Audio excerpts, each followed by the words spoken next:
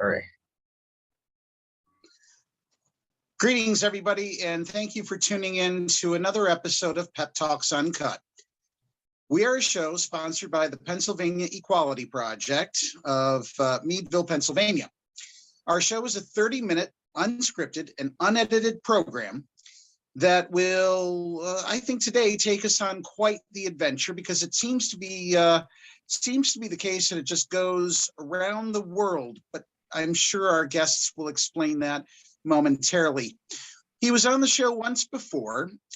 We bring back Matt Haslam of Matt Haslam Productions, who also happens to be Pennsylvania Equality Project's Eastern PA Vice President.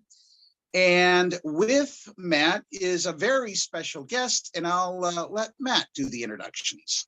He is a wonderful boyfriend of Professor Pride, but also the Northeastern Regional Manager of Pennsylvania Equality Project, and been working on a ton of different Pride events recently this year, including Reading Pride event, Pottsville Pride, and Knoebels Pride with us for Pennsylvania Equality Project. So this is Michael Martin, Jr. Michael, welcome to the program. Thank you. So not only are you part of the program today, but you're also a big part in how the organization functions. You bring to the table quite a few skills of your own. Would you care to talk at all about those? Well, mostly my people skills. I'm pretty good at dealing with people, especially in at Pride events and things like that. This is like a job interview for you. Well, as I've explained to a number of people who've asked, I've said that all of these episodes of PEP Talks Uncut are really just auditions for a bigger documentary film that we're making. And they all chuckle and laugh. And I'm like, no, really, seriously, that's what we want to do. And they're like, oh, really? Oh, well, good luck with that. So, but there's more to your story, Matt and Michael. Would you care to talk about it? Sure. So we are officially a couple. We've been dating for like 140 days officially as of today.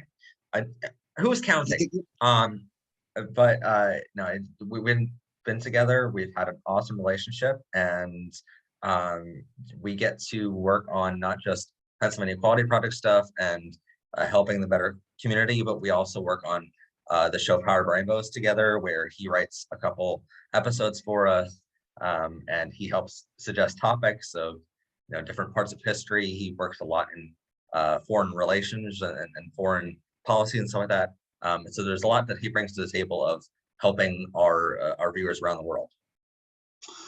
Well, we'll talk later, but if you ever get into the historic topic of say the Holocaust, be sure to give me a shout. I'd be happy to write you an episode. Not a problem. All right. But however, so you're together as a couple. How did you meet? That's all you. Met on Grindr. You met him while crying? Grindr, yeah. Yeah. Aww. Yeah. So, I mean, like literally, it was like we're both on there all the time, trying to find. We're trying to find a life partner. It's a lot. I know there's like all this talk about, oh, Grindr is just for hookups, but I really didn't use it for that. I was trying to find a life partner, and so was he, and so or did we just like casually met on there, and then the very next day we did a video call date, and then I scheduled a real date on the following Saturday, and he's just like, hey, I want to move that up to Tuesday. I want to meet you sooner. So wow, how about that? Love at first sight. But awesome. So gentlemen, have you met each other's families? I've met his brother, which is like his family, and then he met my family. It was like 2 weeks into our relationship because of my birthday. Yeah, it was his birthday. It was a big party that we went to. It was like jumping headfirst into here's all my family all at once. Wow. So Michael, did that make you really kind of nervous to have have the opportunity to meet his entire family all in one setting, all Yeah, at the all at same once. time. All at All at once. once, yeah. It was a little intimidating. I felt bad for him, honestly. I did my best. Yeah.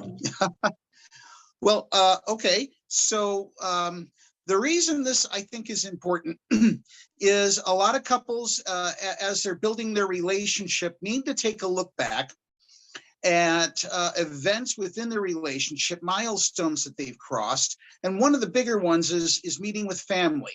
So brothers and sisters are important, parents or guardians, grandparents. Grandparents are probably the most difficult, especially if they're much older than I am, because many of them frown or shy away from the LGBTQ plus community. They're just not comfortable with it. Now that's stereotypical, I admit, and that is a generalization, but by and large, it has been shown to be true that the older generations generally, they're not comfortable talking about stuff like that. And meeting each other's families is a big milestone. Do you have any other big milestones ahead of you that you're looking forward to? Getting married. Looking forward to that. That's a big one. Moving in together. I mean, that's gonna happen soon. And I mean, I'm up here at least 6 days a week now, and Okay. I just go home to record an episode for the show, and I come back here and I'm like, I can't live without being up here. So it's just a matter of like getting a room available for my studio, and that's gonna be it, but that's gonna be my milestone, definitely. Well, Any other okay, milestones for you? I'm actually pretty excited about just getting married. It's something that I've looked forward to since I was a kid. Finally found the right person, so. Dog and a house. I'm so happy to hear that from both of you, because that is the level of commitment you'll need, not just for the first day, because everybody can handle the first day once you get past all the jitters. It's the second day, the third day, the fourth day, after the families go home, after the wedding reception is over. It's then the realization, oh crap, this person's gonna stuck with me for the rest of our lives. You're stuck with me. Haha. You're right. And it can be intimidating. Now, Matt, you touched on something I think that's very important, and that is moving in together. You mentioned bringing the studio along, and I'm guessing that's the studio for Powered by Rainbows. Yes. Yeah. Okay. Right. So that I'm assuming you're not going to be able to fit it where you're currently staying. This is like the corner of the room that's available just for a video call. But no, the TV studio for Powered Rainbows is rather large. We have teleprompters, big computers to make the show, and it's just not possible in the current spot. Otherwise, I would already be here, honestly. But Yeah. Something where I don't want to sacrifice the quality of the show just to make it simpler in a room like this. It would just the quality wouldn't be there for the education that we're trying to provide, and it wouldn't be up to the standards of like TV quality to be where we broadcast it. But it'll happen soon enough. It's just a matter of that's gonna be a big moving day. Big moving day indeed. Any prospects as to location yet? You don't have to give us the street address, but no, I mean we're moving up to where he works in Northeastern Pennsylvania, because my job, I can go anywhere in the world. His job is pretty localized. Walks away. 2 blocks away from right now. Yeah, I can literally walk there. I enjoy that. Well, so it sounds like you've already mapped out quite a bit of the logistics behind your relationship. Can you shine a light on some of the fun side of the relationship? What's been some of the fun things you did since you met? I enjoy getting him to try new things. He's been a little sheltered for a good portion of his life, so there's a lot of things that he hasn't tried, like because I wasn't out of the closet until I was like 24, 25 years old. So. Yeah. There's been like a lot of TV shows. There's been a lot of food things that he hasn't tried. Going to going to different locations, things like that. So it's been nice introducing him to those things. The fun parts for me Well- were like trying, like knowing that he's a good cook, to just like trust him for a meal and go, all right, you can make this however you want to make it. Put onions in it, even though I hate onions before this, but now I like onions. Those sorts of things of just, it's been really fun for me spending even the times where we're in a Dunkin' Donuts line waiting for a coffee, you know, because I hate coffee, but he loves it. And so it's like, those are the moments that I cherish the most. And then when we go on bigger trips with someone, it's like, wait, this is actually like real. This is, you know, this is who I want to spend the rest of my life with, doing these things. It's just been fun for the smaller things, let alone the big things. Okay, so Matt, this question is directed solely at you. How does he take his coffee? Okay, so it depends on the time of the year, because normally during the rest of the year, it's iced coffee, decaf, with cream and sugar, no, not cream and sugar, cream and Splenda. And then if it's this time of year, pumpkin spice coffee, iced coffee, the same thing. And if it's December, then it's with peppermint, because he loves that. It is actually peppermint season now, so I'm pretty excited. Yeah, well, we did transition, I guess. That usually happens at the stroke of midnight going into November 1st, right? So the Halloween pumpkins get obliterated and turned into the pumpkin pie you're going to use at Thanksgiving, and suddenly there are trees popping up where there never used to be. I remember and I I was gotta tell you, home.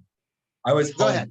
when when it did that strike at midnight, and I got like 20 text messages. It's pumpkin spice season. It's like it's peppermint season, and I'm like, okay, like what are we gonna do about it? Go to Dunkin'. I don't care. You know? Well, so I got to tell you, when we transition from Halloween into the Thanksgiving and Christmas season, one of the changes we've noticed is in our pets, because suddenly we have more and more people showing up at our home. Do you have any pets or any plans to have pets? We do hope to, you know, A dog. probably a dog at some point in time, but we don't have any pets right now. I don't think we have. I have 2 cats, but he is allergic to cats, so you know that's out. But dogs definitely. I want well, he wants a Yorkie. I want a Labrador Retriever. Okay. Yeah. Well, maybe you could get a combined dog, call it a Yorkie Retriever. I don't want to know what laboratory that came out of. Yeah. I don't want to see the pictures on that. Okay, so you've got the pet decisions made. What about athletics? Do you watch, participate in any sort of sporting events? And if so, what would they be? I enjoy football, professional football. I don't play it, but I enjoy it. You're not signed with the Steelers? No? Okay, well. And I'm a Dallas Cowboys fan just for the sole purpose of making him annoyed. But, I don't follow any sports. I used to film them for a living. Now I don't. So I don't follow them anymore, other than just watching like, you know, men's water polo for other purposes. Okay. Well, so one of the reasons I'm bringing this up is up here in the Erie area, there are a number of LGBT athletic teams, right? We have roller derby. Yes, obviously that's not something the two of you would be doing, or is it? I mean, I could see trying anything like at least once, but not for like a living, or like just not like a weekly thing. But I mean, we live pretty adventurously, so. Okay, all right. Well, maybe you all can start a softball team out where you're going to be living for the LGBTQ community.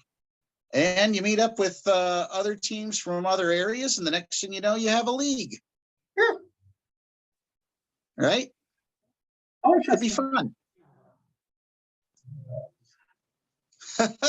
Uses. No, I will go bungee jumping, or I'll do like rappelling and stuff like that from buildings, or sky, what was it called? The zip line. I'll do that because you're wearing a harness. I'm okay with that, but no skydiving. No. Yeah. All right. This isn't really the time of year to do it, although maybe you think that it is. Most people tend to stay at home or near home this time of year, largely because the weather in the north is relatively inclement from about November 15th onward. But earlier in the year, back in the summertime, is the opportunity to travel. What's your favorite travel destination, and where would the two of you like to go? Yeah, good question. Well, in the United States. Oh, anywhere in the world. Anywhere in the world. Where would you travel? David's giving us a budget with Pennsylvania Quality Project to go anywhere we want. Well, in that case, Yes. As a matter of fact, I am. Only Paris? Okay. Okay. Okay, so if you're going to Paris, and this is a big plug for them, and they better give us a plug on their videos.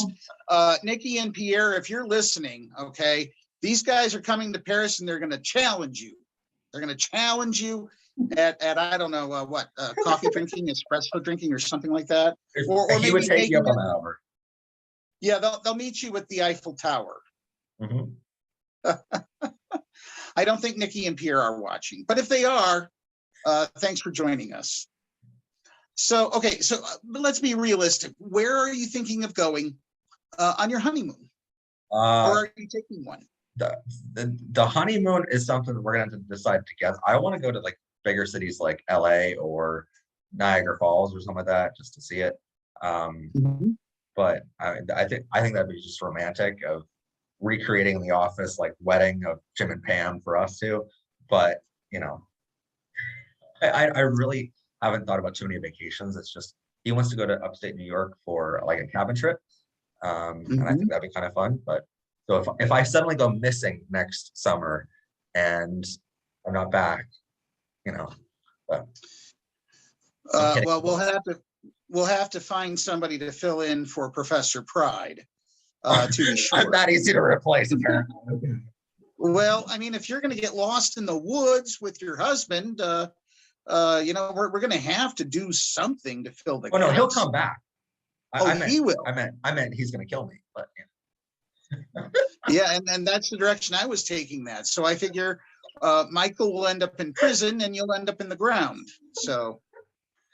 I definitely cover my tracks. Yeah. Oh, okay. Okay. Such confidence on this live stream. So, all right. Maybe you're not going to kill each other while you're out in the woods, but have you run into your first argument yet? Well, okay. So the cool part about us is, I mean, we can joke around like that. Like on our first in-person date, I made a joke. He said something like, "Oh, I'm really having fun," and telling me that, that he's like confident in our relationship so far. And I told him, I'm like, "Oh, I'm glad one of us is having fun today." And it was meant as a complete joke, but he didn't know my sense of humor yet. So then he quickly understood it. But we've made a lot of jokes with each other, and I wouldn't call anything we've had so far because we communicate 100%. We are very open with each other, and very, not open relationship wise, but open with whatever we're feeling. And so we've had disagreements over things, but it's been like, all right, hey, this is how I'm feeling, this is how you're feeling, and we get over it. So it's not little things like you put too much Splenda in my coffee. It's somewhat bigger things. Have you had any bigger things? I don't really think we've had big fights. Because we normally talk to each other before it becomes an issue. Get angry with each other. No, and I pretty much know with communicating as much as I've communicated with him, it's different than any other relationship I've been in, where, I mean, I've been cheated on multiple times, and so there's no risk of that with him, and there's such confidence there that it's like, we're not going to have that big blow up that other relationships might have, you know? Or if Okay, we do, we know how to get over sounds good. Sounds really good. Uh, Matt, you spend a lot of time working on your program, Powered by Rainbows, and we talked about that the last time you joined us. And I'm wondering, from then to now, you met Michael, you've begun a relationship with him, and it's grown substantially. it. What advice would you give to young kids about building a relationship with a person of the same sex? Um, oh, What that's are a, some of the highlights, the big stuff? What should they know? What are some tips that you can give them? How I can you would reach say them? communication is the number one thing I've learned being with Michael, because I mean, for a long, long time, I thought that because I was abused in my first relationship, that there was going to be a certain level of things that I would have to give up on, and I would have to sacrifice of, oh, this is just not that important. Being with anyone is more important than that one little thing that I harp on, you know? With Michael, I've learned, yeah, you don't have to sacrifice anything, and you still get the perfect guy, you know? Right. And so for the young kids that I have my program, it's like, I constantly tell them, communicate with your partner 100%. If you try to hide one thing, that breaks that level of trust, and you don't deserve that trust back. Um, and the more open you are with your partner, the easier relationship's going to go. And I know with Michael, it's weird where we can talk for hours on the phone or whatever, and we still don't run out of things to say. We're still not, at all like, oh, I'm tired of talking with you. It's like, I just want to continue this. And it, once you hit the person that you will end up with the rest of your life, I'm confident in saying that he's going to be that, because you just have a different feeling of, well, this is not like anything from before, you know? So that's my best advice for a kid out I've actually noticed that with a lot of LGBTQ people, that substance abuse tends to be fairly rampant in the community, and I think a lot of that stems from loneliness. Mhm. Because I mean, honestly, where else is there for us to go for a lot of people other than the local gay bar or a party or something? That's we're gonna meet. And unfortunately, I think that the best thing I would just say is just don't give up. Keep looking. You will eventually find what you're looking for. I've noticed like a couple of different topics that he suggested to the show Mhm. we haven't really had the chance to cover yet, have been, you know, along the lines of substance abuse, but also the gay community is notorious for saying, there's plenty of fish in the sea before you meet someone. And then all of a sudden, when you meet someone, they just don't talk to you. They're not happy for you in a relationship. And that's something we've noticed so far is we'll post videos and people will be mad at us for being together. And it's like, but why? We're happy together, you know? And from before I met Michael, people kept saying to me, well, you'll find your perfect partner. It's like, well, those same people now are mad at me for finding him.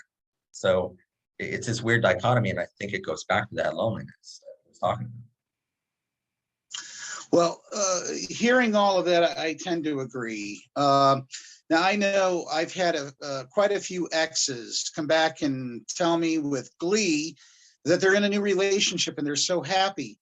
And initially, when I was younger, I would get very jealous about that and say, ugh, I don't want to hear about it. You guys can't, you can take your happiness and go away.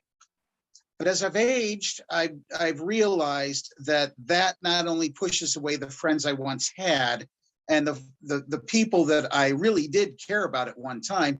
And rather than doing that, I should be supportive of their efforts and be there for them if things should fall apart or start to fall apart. Somebody there to prop them up. And it's not always easy. You know, it's not. Sometimes it's very difficult to watch your former partner off with someone else. And that reminds me of the CeeLo Green song, Forget You. Yeah. Of course, I used the cleaned up version, not the original one. CeeLo Green, if you're watching, be sure to tune in next week. We've got an amazing guest coming up. Yeah, so gentlemen, we're approaching the end of our half hour, I think. How close are we? You've got the clock there. I don't have any idea. Okay. I'm gonna say we have like 10 minutes left. Sure, I don't know. Okay, I'm fine No. with that. We could keep talking the rest of the day. Of course, I wouldn't get anything else done, but I'm okay with that. Yeah. Yeah. All I don't right. need to meet my family for dinner. Yeah. Are they going to all be there at the same time? Yes, it's my dad's birthday party dinner. boy. So Oh, two. Oh, I good luck, will say Michael. along those lines. I mean, we follow up on our exes. We're, you know, friends with a couple of them, you know, and we're happy for them when they get new relationships. I still get messages from one of my exes. He still gets messages from one of his exes that they're happy for us together. It's weird how like that's the outlier of the community where our exes are actually happy for us. We're happy for them. And they've been mutual breakups and stuff, and they're still friends of ours, and we've actually met a couple of them, but you know, the greater community is what we're talking about there. So Yeah, my last ex, he's a super sweet guy. I explained to him when we were breaking up that we just weren't right for each other, and that we would eventually find people that we were right with. Somebody mentioned to me at work that if you're not right for somebody, it's really doing them a disservice by staying with them. I kind of realized that. That's when I decided it was time to break things off. And I mean, I'm glad I did, because I ended up with the right person. and one of the things I've learned actually from an ex was, he told me, like, when you are with someone, when you break up, they teach you a certain part of you that you didn't know before, and what they teach you makes you perfect for the right person eventually. And I think I haven't learned everything yet. There's still things that I'm improving on every day. There's still things that I bicker on him about. We'll be in the grocery store and picking out chips, and I'll be mad at him for not offering me one. It's like, but that's scripting out our relationship, and I'm not supposed to do that. I still have to learn not to do that, because I had to script out past relationships. But I've learned a lot from my past relationships now, and I can love him better as a result of that. Where I even learned from my parents and his parents, where we get to say, this we'll do better in the future for our kids because of this. One of the things you mentioned was being at the grocery store. Yes. Have you gone grocery shopping together yet? All the time, yeah. All the time. So which do you prefer, rippled or wavy chips? Either. You like sweet and sour? No, not sweet and sour. Sour cream and onion. And Okay. I like regular or ripple, because I'm a boring person. I like the regular whatever. I think it's one Michael, of those do you things that agree? if you tried other stuff, you probably enjoy it, but he refuses to try certain things. So. I like what I know. That's what it is. Okay. All right. I mean, well, to be fair, I'm glad I tried boys for a change.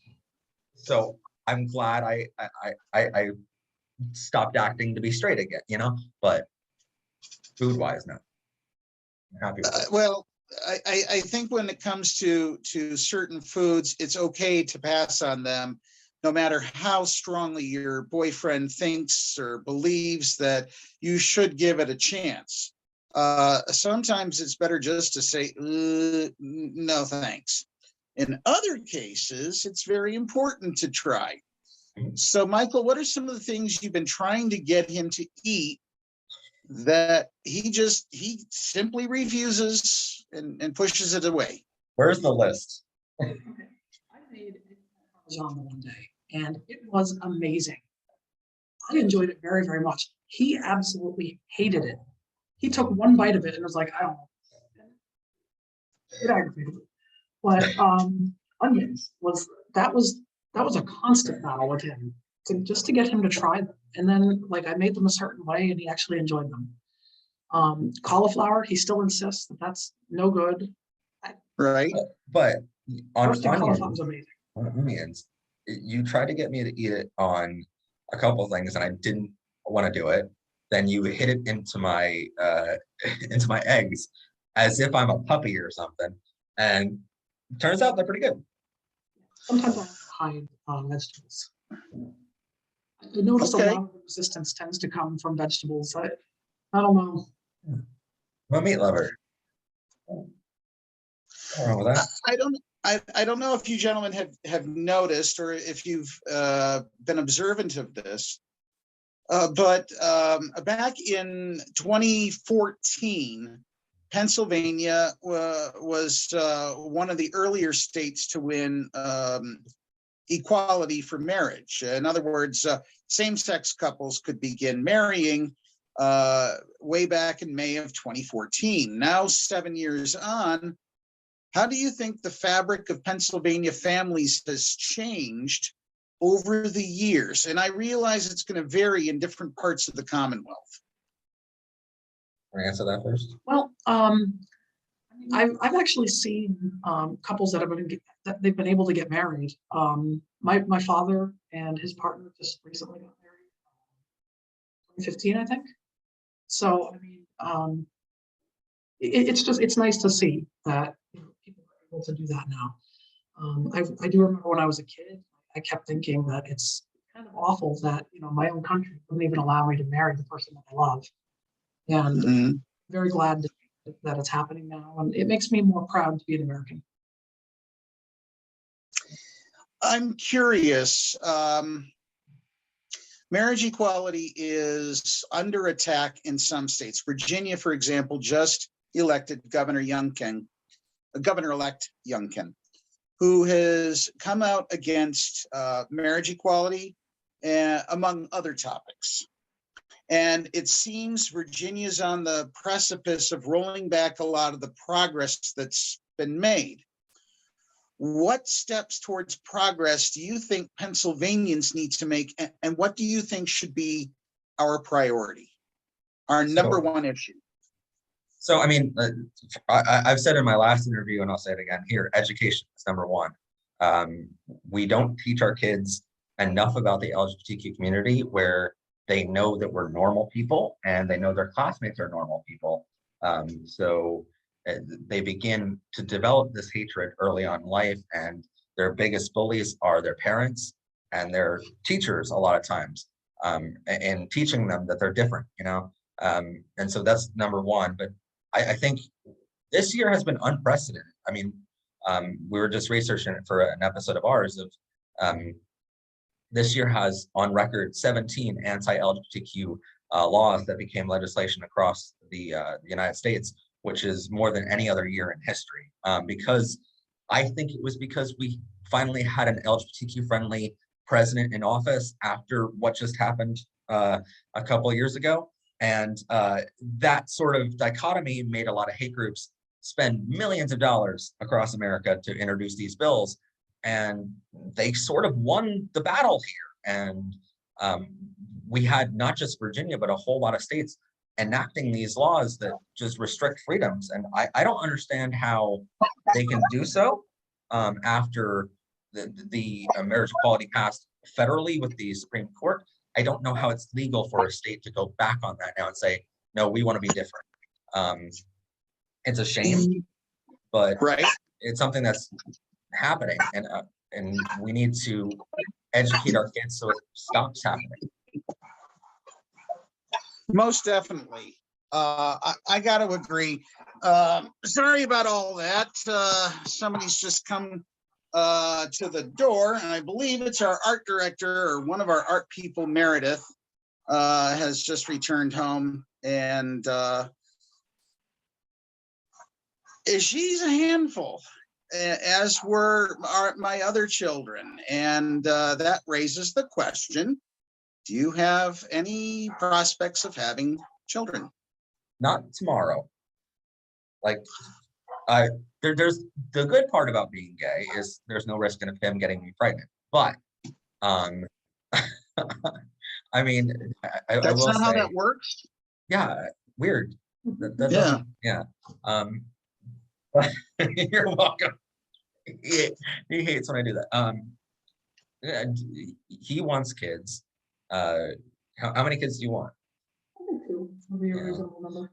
Yeah, not tomorrow, but I think we've agreed that we want stability in our relationship first. We want to have a home where they can, grow up in. We want to be married. That way they don't have any fear of their parents breaking up. And we want to be financially stable for that. But definitely we're planning on having kids. So it sounds to me like you're taking all the same precautions that any opposite sex couple would in towards making their not only their relationship between each other, but the eventual family they're going to have. You're taking steps and precautions that any opposite sex couple would as they're preparing the same things. If not more, I would argue. There's a lot of straight Probably. couples that didn't plan on having a child, or they have a child for purposes of getting government assistance or something. We've seen. I know it's horrible to watch it happen firsthand in the comment section of my videos, but I've seen it happen way too many times where parents just don't care about their kids. Where by the time him and I will become parents, we will fight hard for that, and we will definitely want kids. I'll close the show today with this final question, and that is, what if your kid or children, multiple children, come out as part of the LGBTQ plus community? Then what? That's a big 100%. I mean, I think our kids would know my job as helping kids come out of the closet, and right now our show is being implemented into school districts across the world, into their curriculum. Teachers are having myself as a consultant to help them on this, and that's why we're creating master classes to help with it more. But I mean, any kid in our situation would look at their parents and go like, both of my dads help the community and help kids come out, so they should feel comfortable doing so. I hope by the time we have kids don't have to come out. And that seems like a future we could all live in very comfortably. But unfortunately, we're out of time. Tune in again next week for another episode of PEP Talks Uncut. We'll have a special guest then, and we look forward to talking with you. Okay? Bye-bye, everybody. Thanks for joining us. And thank you for David.